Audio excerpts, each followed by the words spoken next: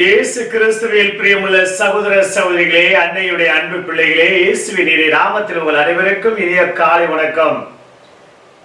இன்று திங்கட்கிழமை தவக்காலத்தின் 33ஆம் நாள். இன்றைய நாள் இனிய நாளாக ஆசீர்வதிக்கப்பட்ட நாளாக அமையட்டும். நீங்க எல்லாரும் நல்லா இருக்கணும். சிறப்பான விதத்தில் நம்முடைய 10ஆம் வகுப்பு அரசு பொதுத் தேர்வு எழுதக்கூடிய பிள்ளைகள் இன்று கணிதம் எழுதுகிறார்கள். அவர்களை ஆசீர்வதிப்போம். அவர்கள் அதிக மதிப்பெண்கள் பெற நானும் உங்களோடு இணைந்து ஜெபிக்கின்றேன். சாதாரண ரொட்டியை திருடியதற்காக ஒருவருக்கு தூக்கு தண்டனை விதிக்கப்படுகிறது. அவர் அரசரை பார்த்து கேட்கிறார், ஐயா, ஒரு ரொட்டியை எடுத்து சாப்பிட்டதற்காக எனக்கு தூக்கு தண்டனையா? நான் பசியோடு இருந்தேன், வேறு வழி இல்லாமல் திருடினேனே தவிர வேறு எந்த காரணத்திற்காக இல்லை என்று அரசரிடம் கூறினார். அரசர் அதை ஒத்துக்கொள்வது போல் தெரியவில்லை. அவர் கூறினார், என் அப்பா இறக்கும் போது ஒரு ரகசியத்தை சொல்லிவிட்டு சென்றார். ஒரு மா கொட்டையை எடுத்து அதை நட்டு வைத்தால் ஓர் இரவுக்குள் அது மரமாயி கனி தரும். இந்த ஒரு அற்புதத்தை ரகசியத்தை என்னிடம் சொல்லி சென்றிருக்கிறார் அரசே. நான் இறப்பதற்கு முன்பாக இதை செய்து காமிக்கவா என்று கேட்க அரசருக்கு ஆர்வம் அதிகமானது. ரகசியமா, ஓவர் நைட்ல, அதுவும் ஒரு சீடுல இவ்வளவு பெரிய அற்புதம் நடக்குமா என்று உடனடியாக நாள் குறிக்கப்பட்டது. அந்த தூக்கு தண்டனை விதிக்கப்பட்ட அந்த இளைஞன் ஒரு மாவிதையை எடுத்து வந்து இருந்தான். நடுவதற்காக குழி தோண்டினான். குழி தோண்டி சொன்னான், அரசே, இதனுடைய ரகசியமே திருடாத நபர் இதை நட வேண்டும். நான் ஒரு திருடன். ஆகையால் உங்கள் மத்தியில் இருக்கக்கூடிய நபர்கள் யார் இதுவரையில் திருடவில்லையோ அவர்கள் நட்டால் மட்டுமே இது பலனளிக்கும், அற்புதம் நடக்கும் என்று சொன்னார். அமைச்சர்களை அரசர் கேட்கின்றார், அமைச்சரே, இதை நடுங்கள் என்று. ஒவ்வொருவரும் ஒரு சில சாக்கு போக்கு சொல்லி, மக்களுடைய வரிப்பணத்தை நான் திருடி இருக்கின்றேன், ஏமாற்றி இருக்கின்றேன், ஆகையால் இது பலிக்காது, ஆகையால் நான் இல்லை என்று கூறிவிட்டார்கள். கடைசியில் அந்த இளைஞன் கேட்டார், அரசே, நீங்கள் நடுங்கள் என்று. அரசர் கூறினாராம், சொல்வதற்கே வெட்கமாக இருக்கின்றது. நான் சிறிய வயதில் இருக்கும்போது என்னுடைய அப்பா ராஜாவுடைய கடிகாரத்தை நான் திருடி இருக்கின்றேன் என்று.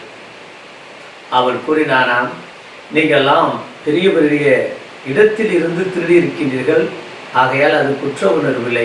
நான் ஒரு சாமானியன், ஒரு ரொட்டி திருடியதற்கு எனக்கு தூக்கு தண்டனை விதித்து விட்டீர்களே என்று கூறினார்.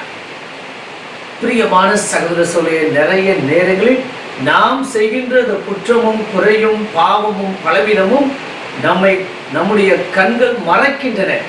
ஆனால் மற்றவர்கள் செய்யக்கூடிய சின்ன சின்ன குற்றமும் குறையும் கூட நமக்கு பெரிதாக தெரிகிறது என்றால் அது மிகையாகாது. இன்றைய நாளுடைய நற்செய்தியில ஆண்டவர் நான் தான் அந்த வழி என்று கூறுகிறார். நான் தான் அந்த பாதை. நான் தந்தையை அறிந்திருக்கின்றேன், தந்தை என்னை அறிந்திருக்கின்றார். நீங்கள் அவரெல்லாம் பார்க்க முடியாது, ஆனால் நான் பார்த்திருக்கின்றேன். என்னை அனுப்பியவரே அவர்தான் என்று பல விதத்தில் பேசுகிறார். ஆனால் அவரை நம்புவதற்கு தயாராக இல்லை. பிரியமான சகோதர சகோதரிகளே, ஆண்டவர் இயேசு தான் அனுப்பப்பட்ட அந்த தந்தையோடு ஒன்றென கலந்தவராக இருந்தார். அவருடைய சாயல்ல கடவுள் என்றால் யார், கடவுளுடைய இரக்கம், கடவுளுடைய அன்பு, கடவுளுடைய மன்னிப்பு என்றால் என்ன என்பதற்கு ஒரு மாபெரும் உதாரணம் தான் நம் ஆண்டவர் இயேசு கிறிஸ்து. அவரை காண்கின்றவர் தந்தையை காண்கின்றார். அவரை காண்கின்றவர் அனுப்பப்பட்ட அந்த கடவுளை காண்கின்றார். கடவுளும் நானும் அல்லது தந்தையும் நானும் ஒன்றாக இருக்கின்றோம். நமக்குள் இருக்கக்கூடிய குற்றங்களை மறைப்பதற்காகவே நிறைய நேரங்களில் அடுத்தவர்களை பற்றி பேசுகிறோம். நிறுத்துவோம். இந்த தவக்காலம் இன்றைக்கு 33 நாட்கள் ஆகிவிட்டன. இந்த நாட்களில் இன்னும் இனியவர்களாக நல்லவர்களாக ஆண்டவருக்கு பிரியமான வாழ்வு வாழ தந்தை என்னுள் இருக்கின்றார், நான் தந்தையுள் இருக்கின்றேன், அவர் அறிந்திருக்கின்றார், நானும் அவரை அறிந்திருக்கின்றேன் என்று நாமும் சொல்ல வேண்டும். எப்போது அந்த இறை சாயலையும் அந்த பண்புகளையும் அந்த குணநலங்களையும் அந்த ஆசீர்வாதத்தை பெற்றிருந்தால் நாமும் சொல்ல முடியும். நான் இறைவனுள் இருக்கின்றேன், இறைவன் என்னுள் இருக்கின்றார், என்னை காண்கின்றவன் அந்த இறைவனை காண்கின்றார் என்று நாமும் சொல்லணும். என்னை பார்க்கின்றவர் அந்த இயேசுவை பார்க்கின்றார், என்னோடு பேசுகிறவர் அந்த இயேசுவோடு பேசுகிறார். நான் தான் அந்த கிறிஸ்தவன் கிறிஸ்தவள் என்று மார்பு தட்டி சொல்லக்கூடிய மக்களாக வாழ இணைந்து ஜெபிப்போமா? பரலோக தந்தை இறைவா, இந்த அருமையான இனிமையான நாளுக்காக உமக்கு நன்றி ஏசப்பா.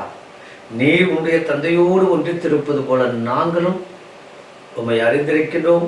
நீர் எங்களோடு ஒன்றித்திருக்க வேண்டும். அப்போதுதான் நாங்கள் எங்கு சென்றாலும் உமக்கு சான்று பகரணும், உம்மை எடுத்துரைக்கணும். அப்படிப்பட்ட வல்லமையும் பாக்கியத்தையும் ஆசீர்வாதமாய் கொடுத்து இன்றைய நாளில் மேற்கொள்ளக்கூடிய எல்லா காரியங்களையும் சிறப்பான விதத்தில் எங்களுடைய 10th பிள்ளையை 10ஆம் வகுப்பு அரசு பொதுத் தேர்வு எழுதி கொண்டிருக்கக்கூடிய பிள்ளைகள் இன்று கடிதம் எழுதுகிறார்கள்.